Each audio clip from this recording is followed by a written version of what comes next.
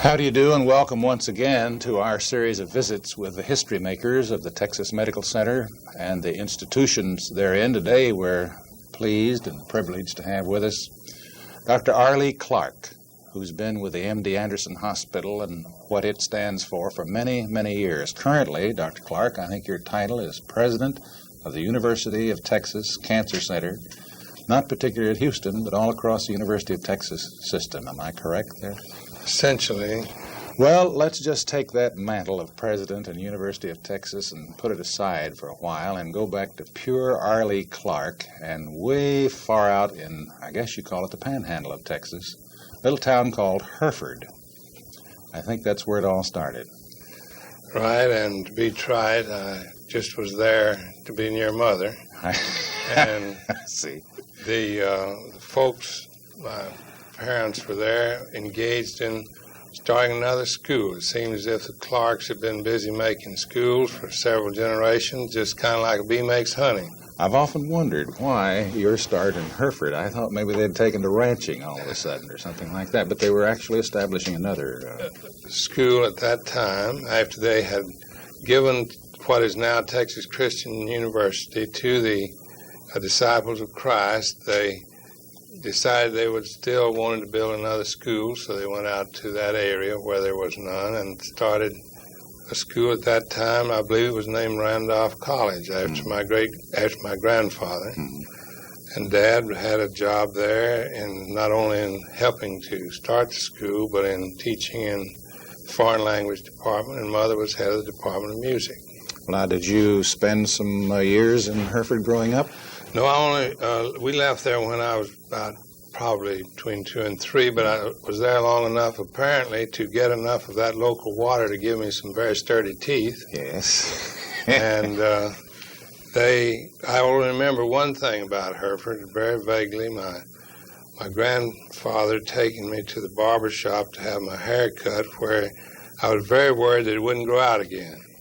It did. And it did, as you can see in places, particularly on the side. Well, I envisioned you somewhere along the line, bulldogging a few steers and this sort of thing. But where did you go from Hereford?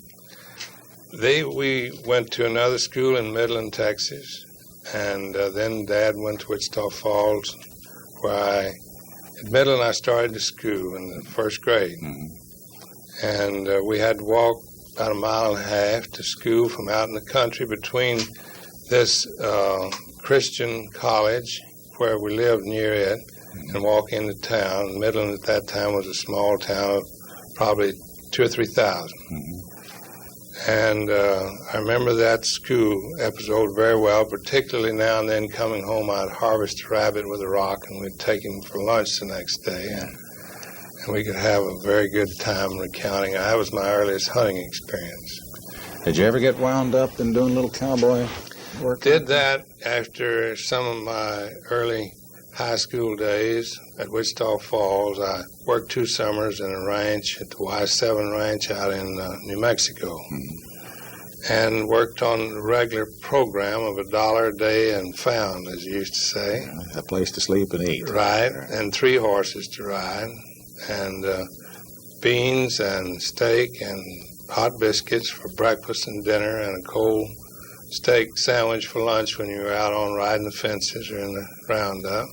Now, being the son of educators, seems to me that might have pulled you in one direction, those 3 horses, for example.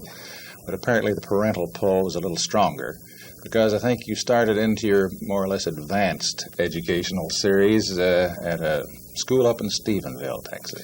Yes, we didn't think about the school part. That was accepted. You were going to go to school and learn properly how to read and write. That was just a condition set forth at the outset. And so that wasn't any controversy about it. It was the only problem at times was who was going to pay for it, or just how it would with 9 children in the family, Mm-hmm. And 4 or 5 of them in college at one time. It was often very difficult. Where did you fit into the 9? I was the first boy and the 4th one in the family. And at John Tarleton College, I left, graduated from high school when I was 16 and went to school there. And when I started out as a freshman, I was 5'6" and weighed 115, and I thought probably I wasn't going to get my growth. So I spent a lot of extra time exercising and boxing and wrestling and weightlifting. This is where all that started. Of all places, John Tarleton College. Was that a land grant Yes, school it was a branch of Texas A&M. Was that and still is? Yes, Right. and I won the school middleweight, light heavyweight, and heavyweight boxing championship when I grew the next year. Went at 6 feet by the next year, so I grew 6 inches in 1 year and gained up to 155 pounds. All right. Now, as a physician, researcher, over the years, to what do you attribute that, really? Well, I would say that you had a delayed puberty, and probably that extra gallon of milk I drank every day made a difference. I had a uncle there whose hobby was raising Jersey cows, and he had a dairy, and I managed to drink a gallon of that Jersey milk every day for 2 years, and I think it made a difference. Well, I've heard all kinds of endorsements for Jersey milk, but this is the best example I've ever seen in the flesh. Where to from Tarleton, or are there more things we ought to know about at Stephenville?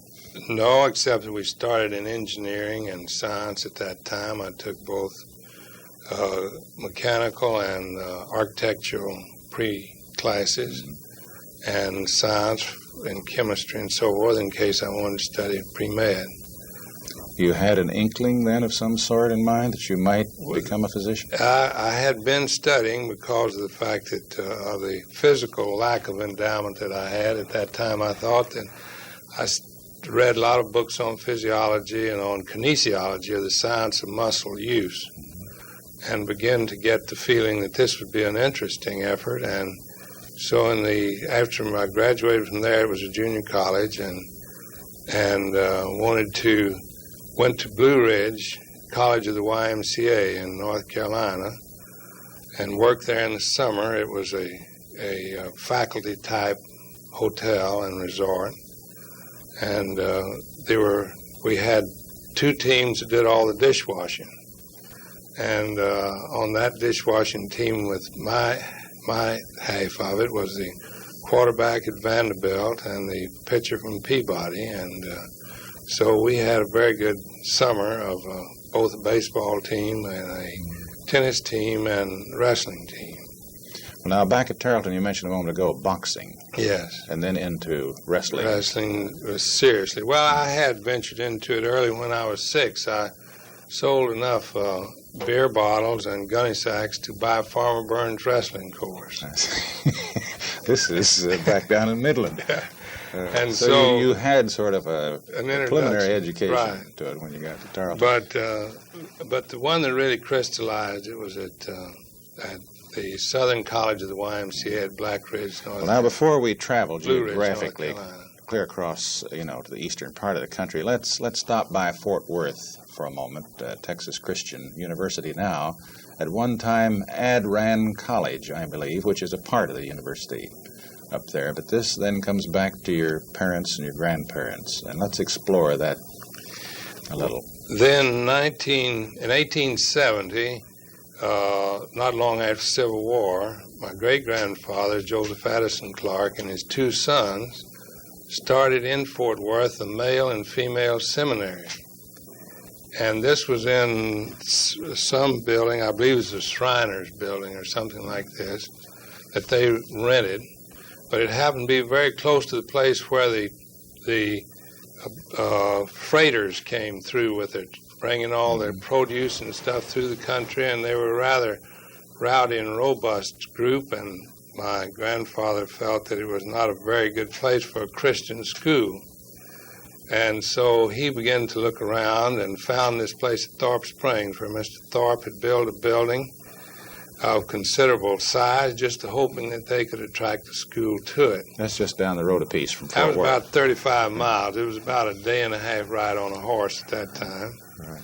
But so he went down there and met Mr. Thorpe, and they made a deal, and he started the school in 1873 in September. The classes there, while my great uncle Addison Clark had the continued the male and female seminary that they'd contracted for until the new school could start. They had 13 pupils in September of 1873, but by Christmas when they transferred there, well, they had nearly 100.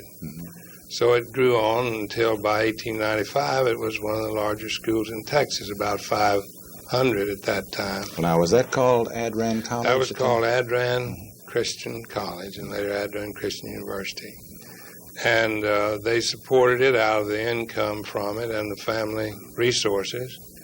Had ranch lands, and if a person wanted to come and couldn't pay their tuition any other way, they could bring in cattle and horses, and my father then would help round up the cattle in the summer and take them to the market so they'd get enough money to start school the next year. Liquidate and start operating. Start over again.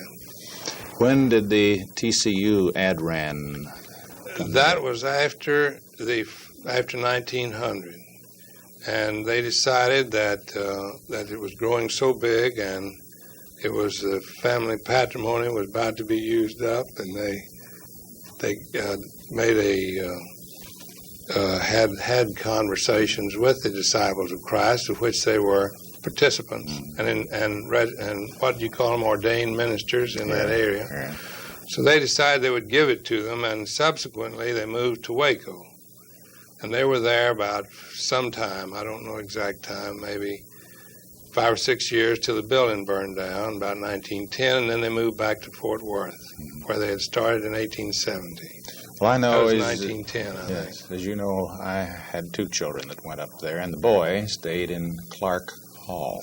Right. And now, this was named after which one of the Clarks? That was, I imagine that was a composite name, kind of like Adran was. Yes, sort of looking back through. Adran was really the name of Uncle Addison's boy who died when he was a youth, that had been named for the 2 of them, for Addison and Randolph. They had combined in the name Adran. And then when the boy died, they named the school in honor. I didn't know that. I had just assumed that it was put together for purposes of some educational institution.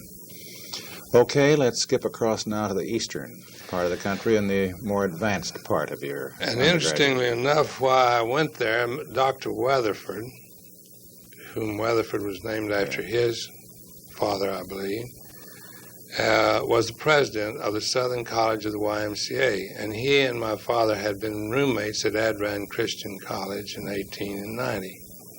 And so Dad knew about his efforts in the Southern College of the YMCA, and in some conversations with him mentioned that I would like to have a summer exposure, and was very interested in some of the active YMCA physical activities, and so I ended up there, and from there went to the University of South Carolina as assistant physical director my junior year in college.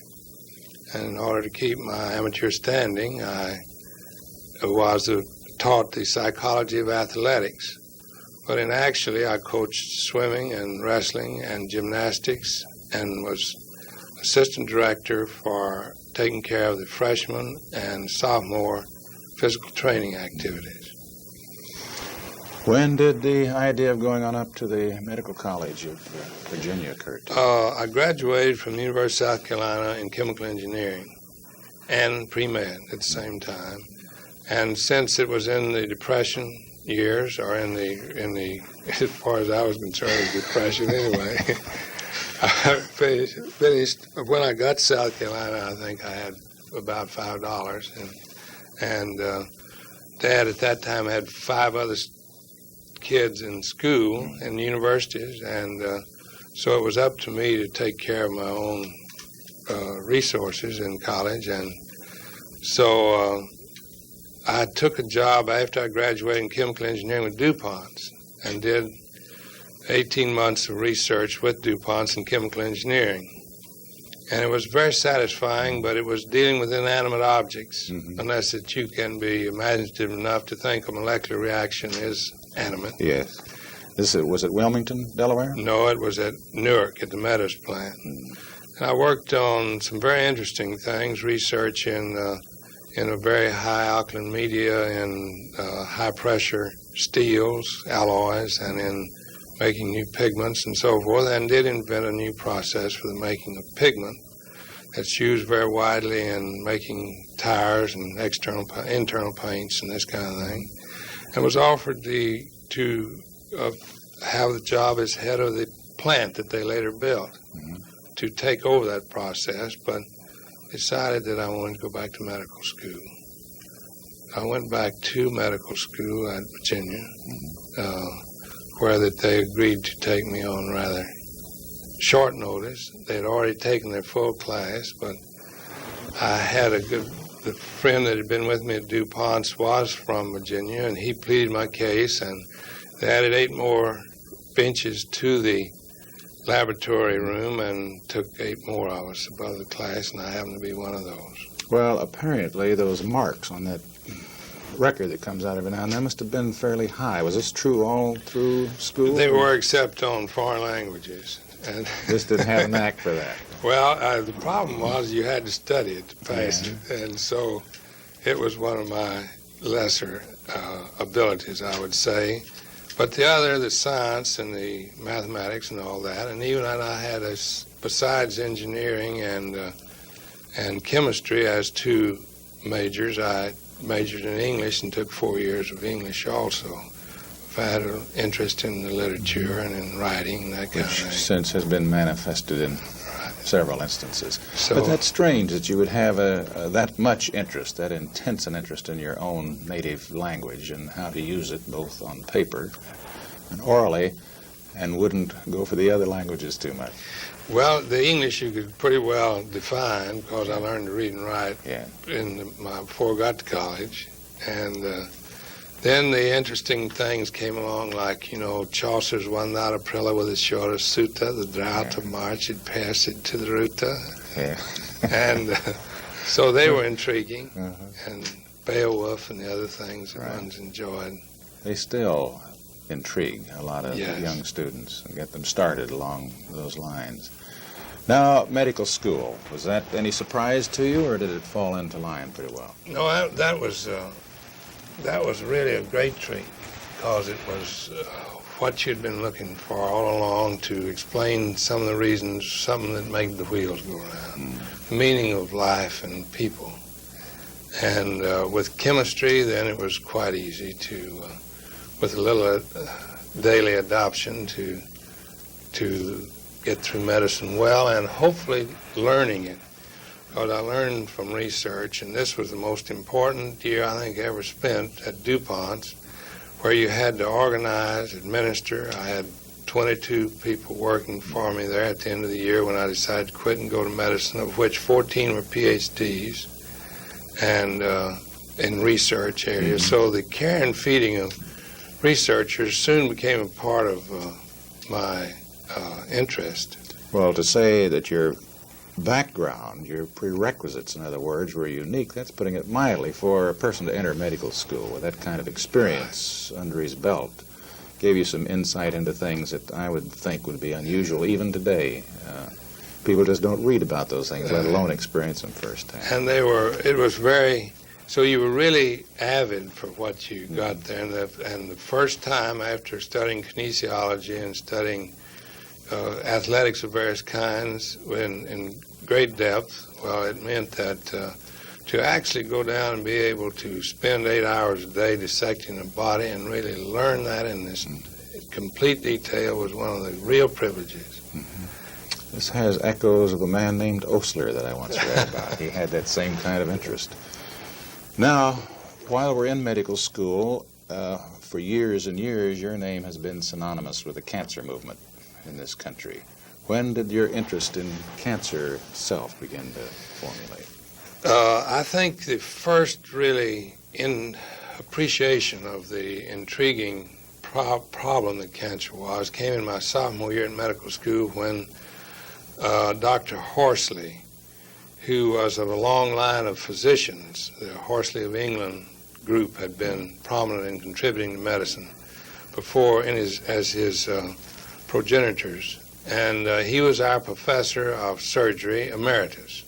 And his hobby and his interest at that time was in cancer, and he did have a project of growing cancer cells in the laboratory, and in 1928 and 29 had made movies of of the cell division and the replication of the cancer cell, and it's growing in cultures in vivo. This was some forerunner of Dr. Pomerantz's work and yes. so on at Galveston. And he was a very dull and dry lecturer that but the movies would keep your attention, and the slides that he had and his own concepts of this was available to inspire you that it was something that was to be solved yet, and that it would also have much of the secret of life about it when it was solved, of what made cells carry on their proliferative activities, and in this instance had become a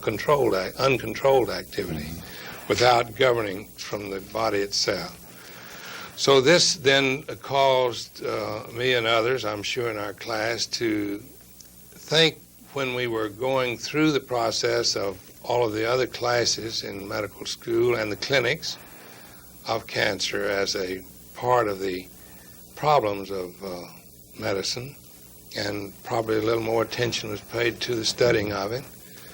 And it was, I noticed, a thing that was being treated with great difficulty and with little favor in the way of curability. And so then this continued, and when I later became the chief resident at the American Hospital in Paris, France, I had the chance there to visit and participate in studies, part of my time, in other outside clinics. And this gave me a chance to go to the Curie Fondation and the Pasteur Institute. Well, we have the foreign land overtones here, Dr. Clark. I think it would be interesting. In that day, I'm sure, that sort of opportunity in European medicine must have been rare for most young men coming out of medical school, and a very valued thing. How did you happen to come about that? Well, I'd been interested in it when we were at DuPont's in doing chemical research. I had associated with me a man from Virginia named Jack Worsham, who was in charge of the control division of my research project. And he was definitely a man going to medical school. Well, while we were there that year in New York City, or adjacent to it, we thought that we might want to go to Edinburgh or to Paris to go to medical school, being uninformed as to the exact quality of medical information at that time, and having read a number of books about the activity in medicine over there, and this was in 1927, 28. So we studied French on some of our spare time in New York, and thinking that we might have some use for it. And we someday wind up in Paris for one reason or another. Right. So when I learned from Dr. Tucker, who was our professor of psychiatry, that he was on the selection committee for the interns and residents at the American Hospital in Paris. They had a division of the country rather like you do for the selection of a Rhodes Scholar, where out of 8 divisions of the country, they selected 2 men a year to go over to the American Hospital in Paris. And I was fortunate to be asked to go to take one of those. Well, now in Paris, you mentioned a name a moment ago, Curie, a fascinating name in this whole field of research and science and medicine. Did you have immediate access to that institution and to what was there? Yes, in this way. Many of the professors of medicine in the University of Paris School of Medicine were also consultants at the American Hospital in Paris. It was the only private hospital of such in Paris. There was nursing homes and then great charity hospitals, but this was truly a finely developed hospital of excellent facilities, and the majority of the staff were the professors at the University of Paris Medical School and a few Americans that had been given licensure to practice in France. And so it was arranged that we could spend half of our time the second year in clinics or in institutions in Paris associated with the University of Paris Medical School. And I attended a number of those at the Ombredon, at the Hôpital des Enfants Malades, at Necker, and with Dewey in the Tarnier, and at the Hôtel Dieu with the Artman. And so I had, and Gosset at Salpêtrière. These were famous people in gastric surgery, children's surgery, plastic surgery, and Demartel and Dubouchet.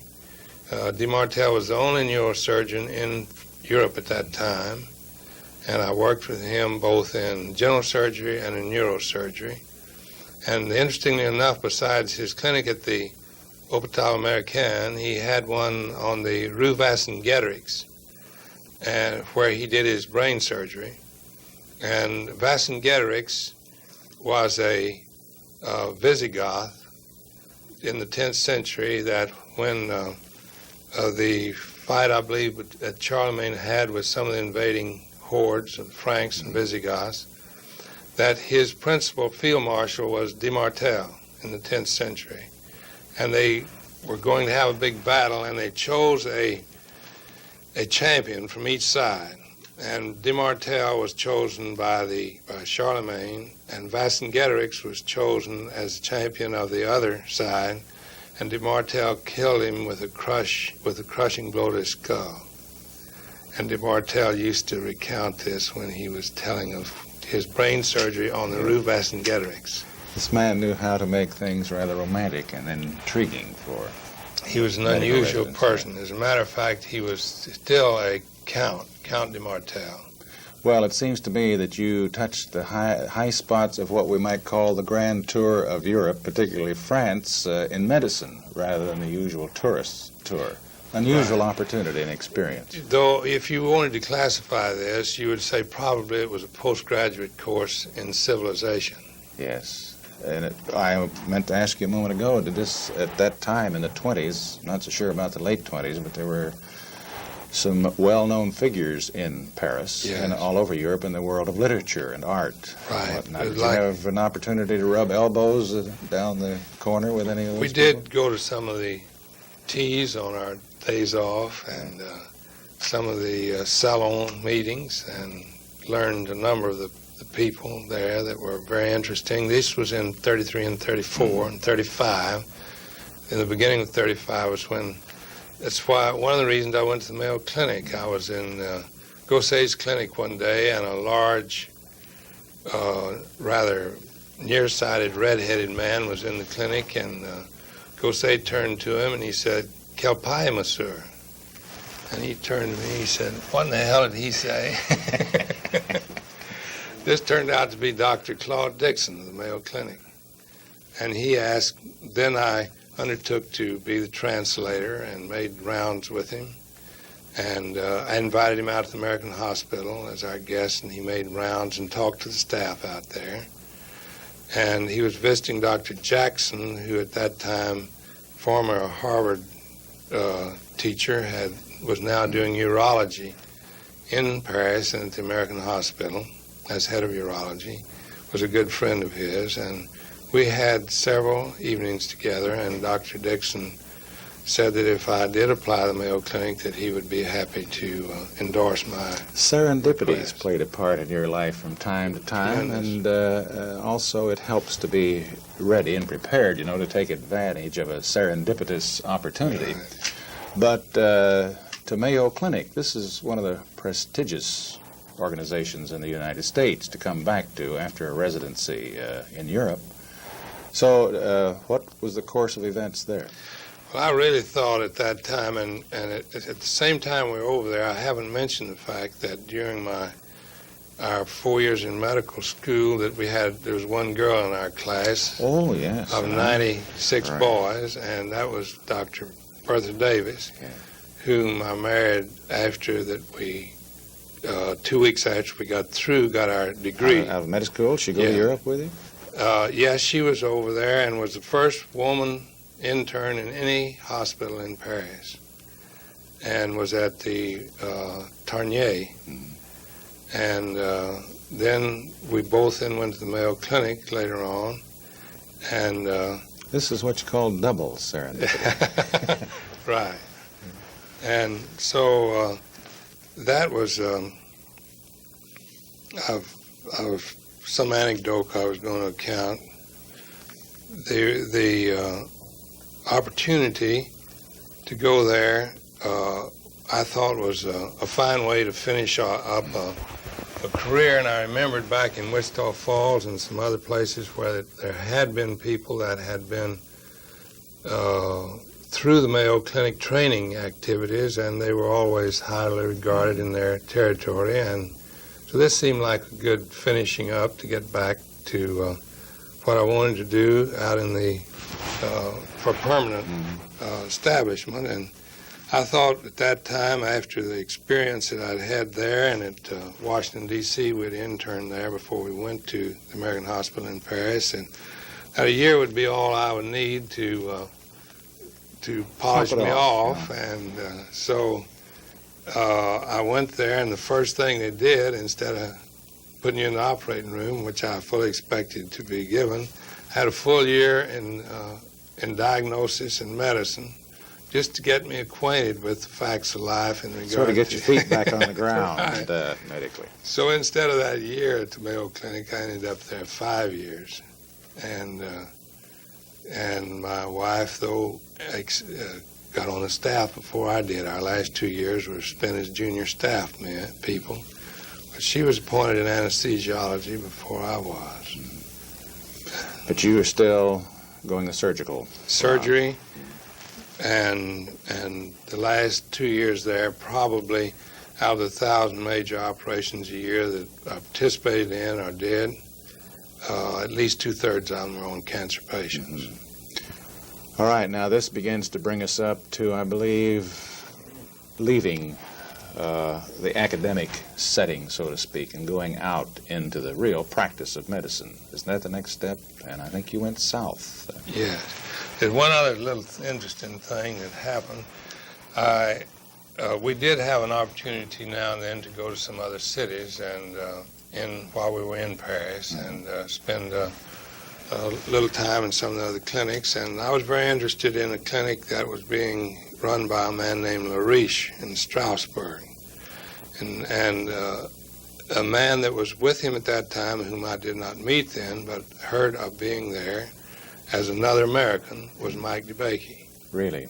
And the name Lariche. Yes. And a syndrome that Mike DeBakey became very interested in. Right. Several years later, right here in this medical center. Right. What a coincidence. Yeah. Fascinating. Okay, let's move on now through the career to where? Mississippi? Is that next? Yes, after we had been, we're starting our 5th winter in Minnesota, and when I first went there, that winter it was stayed 25 degrees below zero for 19 days, starting out with a blizzard at 46 degrees. Bemidji was the coldest place in the United States most winters, and that winter it got down to 49, I think it was. Below zero, that is. Yeah. And so... That's colder than it gets in the Panhandle. Yes, it really is. Even though there are more fences up there to keep the wind out, right, and trees. But we began getting ready to come into our 5th winter, and both of us were very pleased with what we were doing. But in the meantime, a person had come from Mississippi and wanted, at the behest of the governor, to bring someone to Jackson to help build a 4-year medical school at Jackson, Mississippi. They had a 2-year medical school at Oxford at that time. Governor White, and Dr. Shands was the person's name, and he interviewed several of us, and I, in the early beginning of it, just turned him down. I didn't want to go to Mississippi for any reason that I could think of, and particularly not start a medical career. And so he talked to Jim Claggett, and Jim thought it would go a while, but his wife objected to it. So he made the circle again, and came back to me, and he said, I talked to you now some 2 weeks ago, and I'm coming back to see if I can't make it a more forcible opportunity for you, and we need you bad here. And Well, the sum total was that 3 weeks later we were in Mississippi to help build a 4-year medical school and to participate in a building of a private clinic where I would be the chief surgeon. And Dr. Davis, Ms. Clark, had a job as the anesthesiologist at the Mississippi Baptist Hospital. So we went there and enjoyed 2 years very much indeed. We didn't make as much progress as we would have liked on the medical school because that Governor White had a coronary and was essentially out of the picture.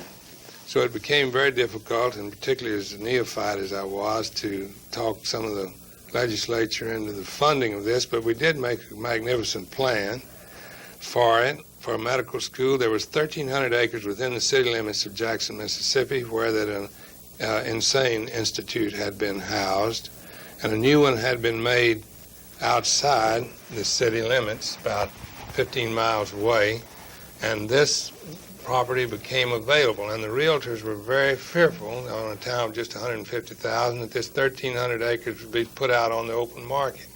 So our plan for converting it into a model school, hospital, housing for faculty and all that appealed to them very much. But it was obviously going to be some reconnoitering of considerable time and effort to get it done, and in the meantime, we proceeded with the development of the clinic. 5 of us went down to the Mayo Clinic, and there was already one there, Dr. John Henthorne in pathology, who happened to be my brother-in-law, and that did have some influence in our decision. So we had a very excellent time there. I had a referred practice to our clinic of from 70 practicing physicians in Mississippi. And interestingly enough, had never but one of the 70 ever even intimate that he would like a split fee in any way. Remarkable. And to learn how to work with private and general practitioners was indeed a great privilege and treat. And we did the principal surgery in that region. The other places were that had been doing that surgery, generally speaking, had been New Orleans and Memphis. So it was a real place to start a wonderful experience to literally get your feet on the ground and begin to learn the ins and outs of not only dealing with referring physicians, which is a key to any sort of operation of a center, but also to learn something about the political process as it applies to building institutions, ideas in the field of health in general. This is getting close now, I would assume, to World War II.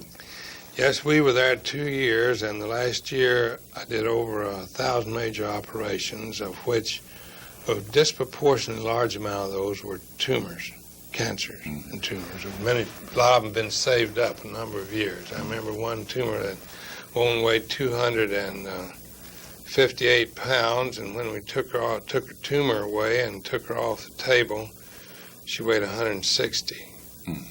So she'd been in bed 5 years, unable to walk. We had a lot of saved up pathology like that. It was a great opportunity for your first year out on your own, and Dr. Davis that year did over 1,400 anesthesia activities. So we were very busy indeed. But I remember very well, we were making rounds that Sunday morning, if I remember right, when we heard, and I'd just gotten back. I'd been in the hospital early, and it was very early in the morning. I was looking at the paper, and I listened to the news, and came over that Pearl Harbor had been attacked. And it was a very, you couldn't believe it at first. Right. Kind of like when you heard about on the radio that Kennedy was shot. Right. It just seemed like stunned you. And you couldn't believe it. But it soon became very evident it was so. And I was deemed essential in the area but it was obvious that wasn't going to be my role as being the home guard. And I asked to be relieved of that, and was appointed to be chief of surgery in one of the regional hospitals of the Air Force at Goldsboro, North Carolina, and also some early beginnings were promised to. I went down. They asked me to come for an interview to Washington and I met with Jensen then, who was a general and a deputy to the Surgeon General, and he said after a period of time of 3 to 6 months, less than a year, that we would probably have a greater opportunity in the organization of the medical service of the Air Force. They thought they were going to be made a separate division from the Army, which they didn't get done for quite a while. But it was about a year I did get transferred to the Aeromed Lab at Wright Field to start the surgical research program of the Air Force and be one of the consultants in general surgery to the Air Surgeon General, and asked to be given that job at the Aeromed Lab at Wright-Patterson rather than being stationed in Washington with a lot of paper. Yes.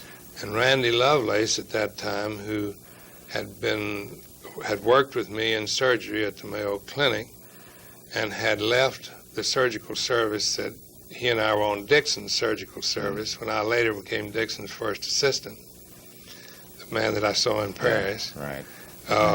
Randy took 6 months off, went to Randolph Field and got his wings as a flight surgeon.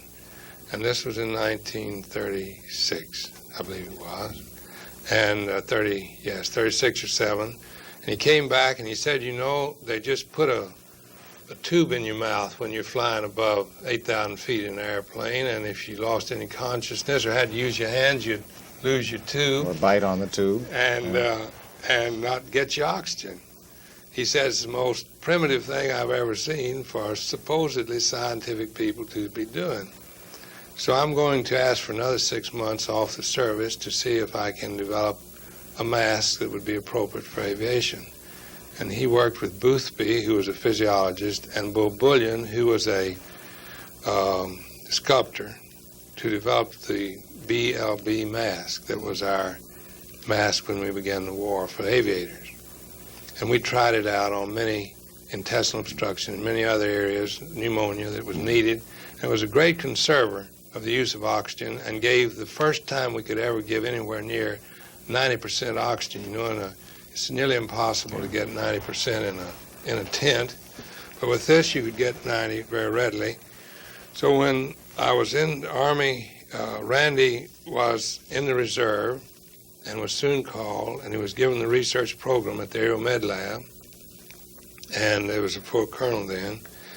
And so in conversations with him, he agreed that the likely place to put the surgical research effort of the Air Force would be at Wright-Patterson Field. So we could work together on this, of which he was very interested, but couldn't be doing any surgery. At the same time, I would be centrally located so I could go to any one of the 75 installations in the Air Force that had need for surgical consultation of various kinds or problems that they needed working on. So this made a real ideal place to be. Yes, indeed. There's a note again of serendipity here, this concentration of experience and unique experiences that later could be applied in your career as it progressed. When did you, I think you wound up the war, or near the end of it, in San Antonio? At Randolph Field, School of Medicine. Well, we had two main reasons for moving down there. One, since the